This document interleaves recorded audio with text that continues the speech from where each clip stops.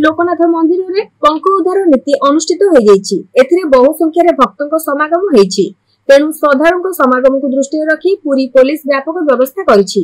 लोकनाथ मंदिर भितर 2 जन डीसीपी, 8 जन इन्स्पेक्टर, 32 जन एसआई, 52 हाबिलदार कनेस्टेबल, 56 होमगार्ड, 4 प्लाटून फोर्स।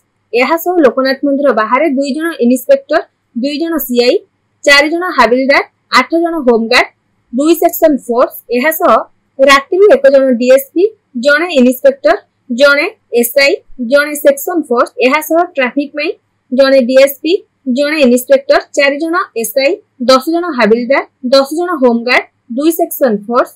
यह कंट्रोल रूम पे जड़े डीसीपी, 2 जन इन्स्पेक्टर, 2 जन एसआई, 4 जन हाबिलदार, 4 जन होमगार्ड, 4 जन सेक्शन फोर्स नियोजित करा जायछि। एही पवित्र पंकोद्धार एकादशी में पुरी पुलिस तरफ जड़े अतिरिक्त आरक्षी अधीक्षक, 5 जन डीएसपी, 15 जन इन्स्पेक्टर, 41 जन एसआई, 72 जन हाबिलदार, 82 जन होमगार्ड, 6 प्लाटून, 1 सेक्शन फोर्स नियोजित करा जायछि।